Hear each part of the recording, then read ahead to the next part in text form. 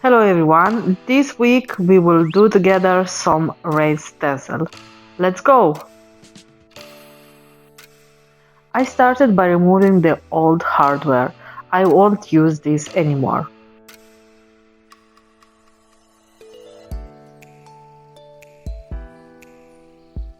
I thought that for the design I was thinking about these crystal knobs would fit perfectly. Since I already had two holes for the hardware, I just wanted to try to see exactly which holes I would use and which holes I need to close.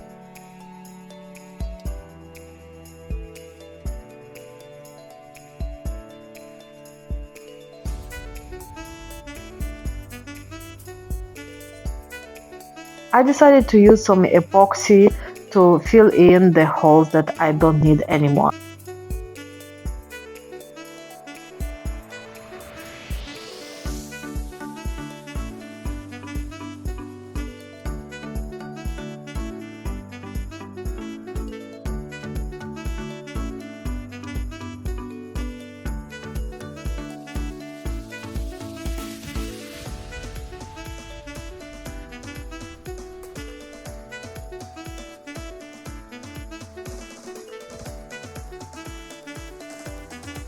And then I gave the entire piece a good cleaning with some white lightning from Dixiebelle.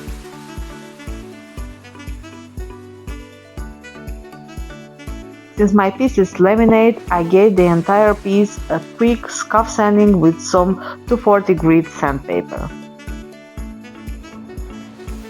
When scab sanding, you want to use a very fine grit, so this will allow your paint to adhere better to your surface, especially when you are dealing with some laminate and some very slick surfaces.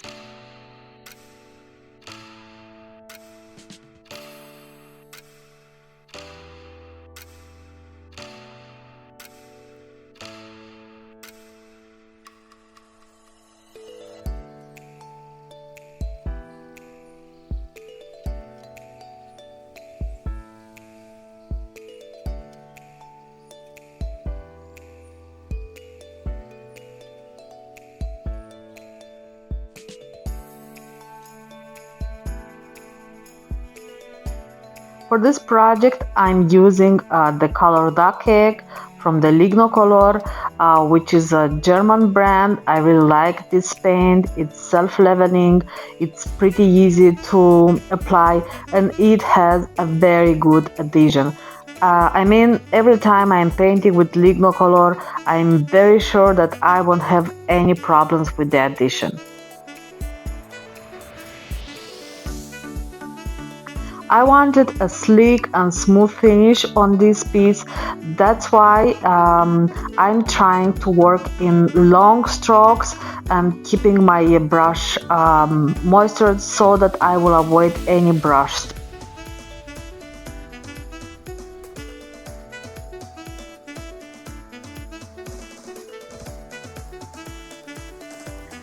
This first coat won't give me a full coverage, and this is pretty normally because I'm working with a very light color and the surface underneath it's very dark. But anyway, I'm trying to cover as much as I can, and as I said previously, to keep my paint as smooth as I can.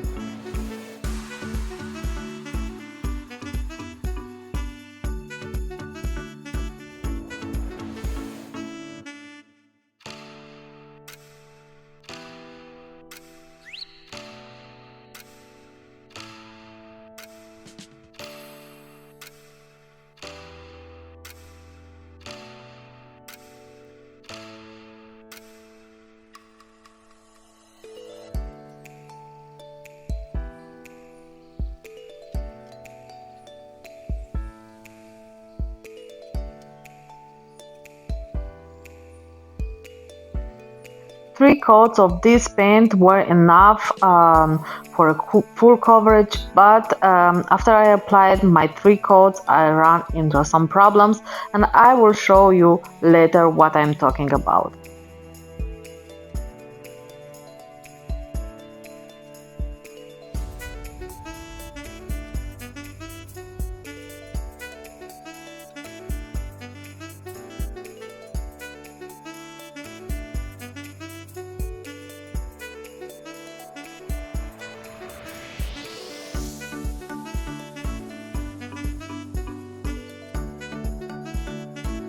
As you can see here, I'm trying to keep my paint smooth by doing long on one direction strokes.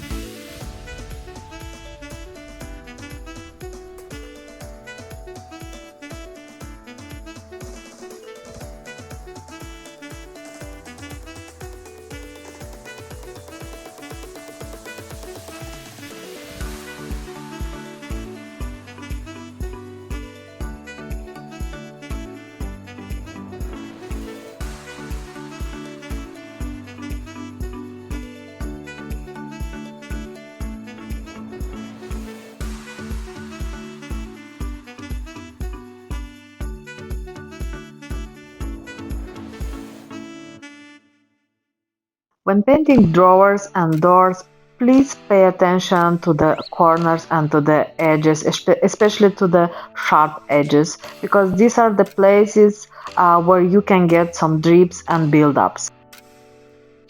Some build-ups and drips can just ruin a beautiful and hard-achieved look, not to mention that they will look very unprofessional.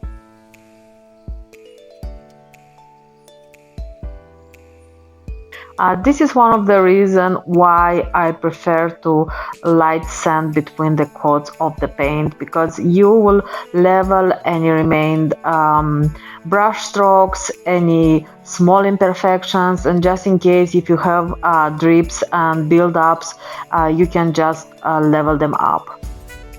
I'm using a very fine grit sandpaper for this, and don't put too much pressure because you don't want to sand through your paint. And once I was done, I just came with a wet rag and just removed any remaining dust. And this is the moment when I realized that I have a problem. I noticed some bleed through my laminate, which is very weird, and that's why I decided to apply 2 coats of my Lignocolor transparent.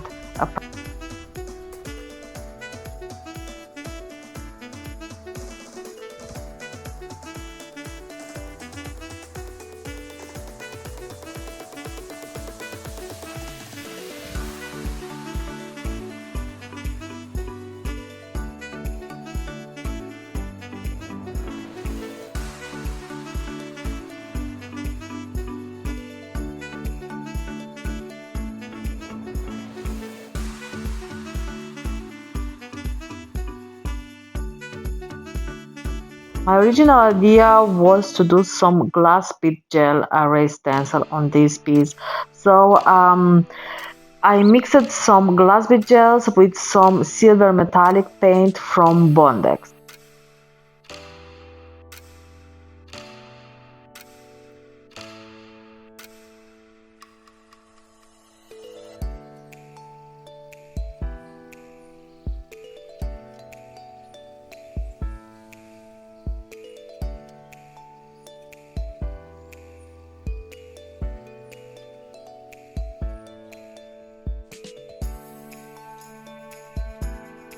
And this is my mistake number one.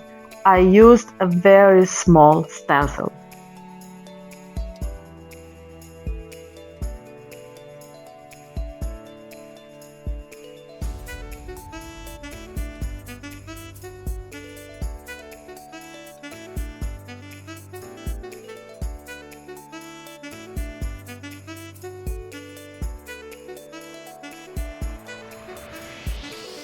My advice for using a stencil for a raised stencil or just using with paint is just make sure that your stencil is not moving. You can put some taping band around. With my stencil it was impossible because, as you can see, it is very small and it has very narrow, almost non-existent rand around it. So yeah, I had to hold it with my hand.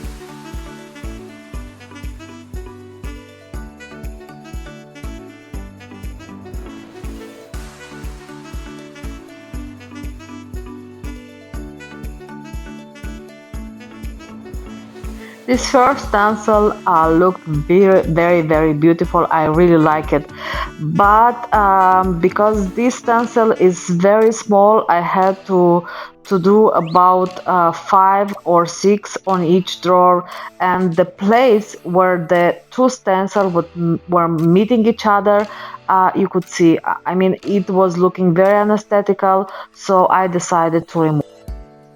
I hope this makes sense for you. But anyway, I learned my lesson, so never use a small stencil on such big drawers. My second attempt was to use another stencil, which is a bigger and better quality. I think this is from Ryer, and these stencils are really good quality. I really like them. And as my material for the stencil, I used a Dixiebelle Mud. As I said, please make sure that your stencil is staying in place, it's not moving, because this will make your work so much easier.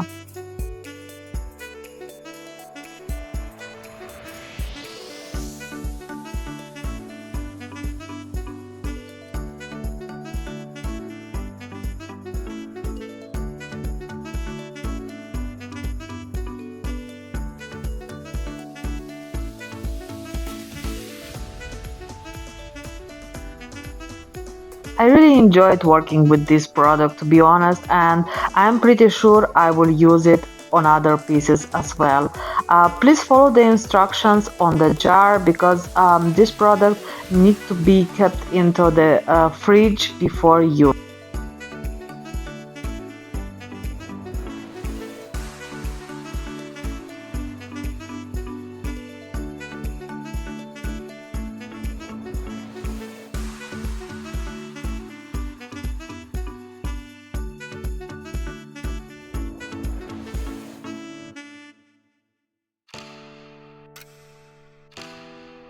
This part was so satisfying, and I really could understand why the kids love playing with the mud.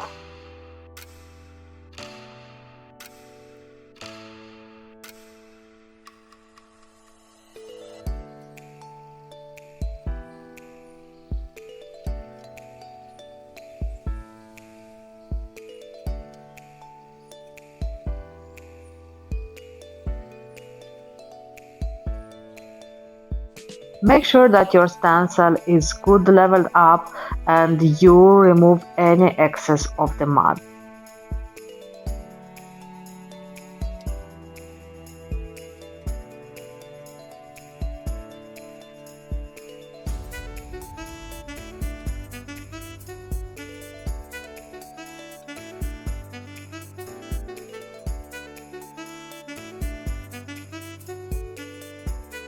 And voila, it's done, and it looks beautiful. I really like.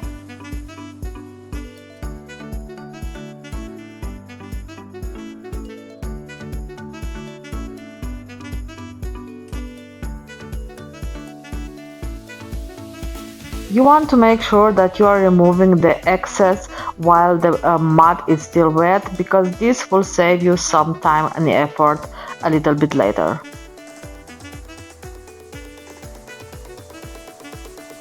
While my Dixie Mud was drying, I went ahead and I applied my favorite wax from Rust-Oleum on the body of the dresser. I applied 3 coats on the top and 2 coats on the sides.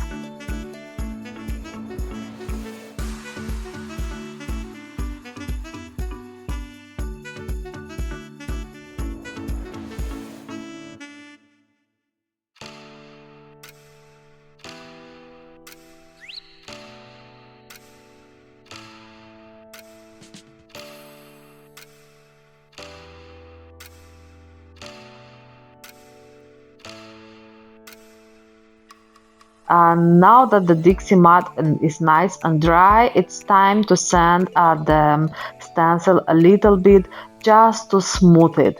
So I'm using some 240 grit sandpaper, and I am just lightly sanding over. You don't want to put too much pressure, because you don't want to sand your stencil away.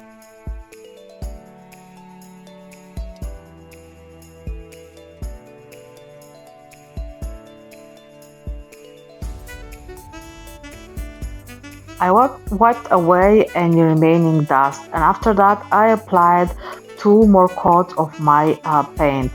So I want to clarify something. So if I would go from the beginning with the raised stencil with the mud, I would do first of all the stencil, and after that I would apply my paint.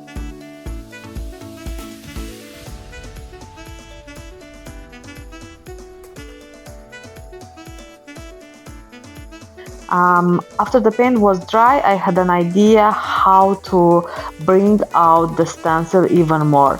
So I taped around the stencil, but please make sure when taping over the painted surface, please make sure that you are using a low taking tape. So I decided to apply two coats of Getter Hide from Dixiebelle. The idea is that Getter Hide has a little bit of sheen, and this just highlighted the stencil.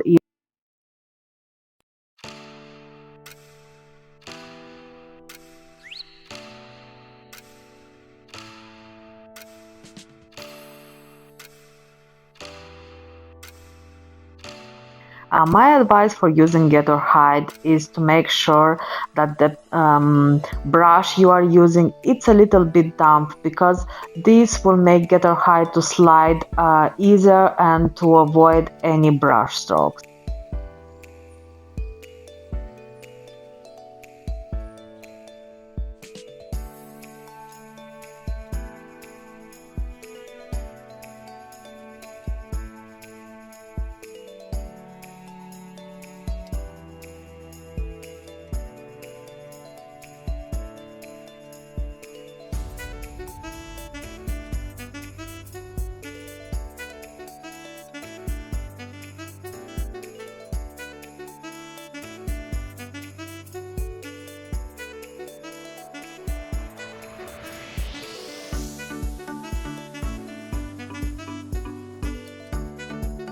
I applied some clear wax on around the edges of the drawer for some extra protection.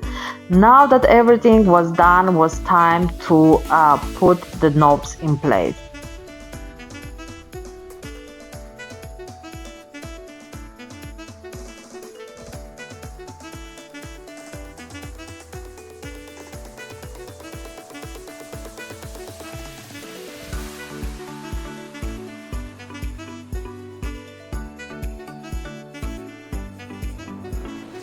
And now some insights of furniture painter life.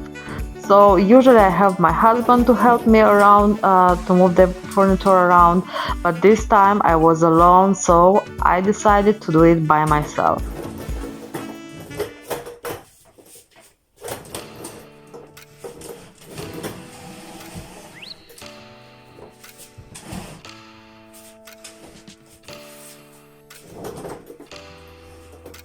Even though at some moment the finishing of this piece was against all odds, I really like how it turned out.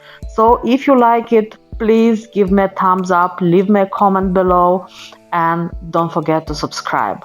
Thank you for watching, and I will see you next week.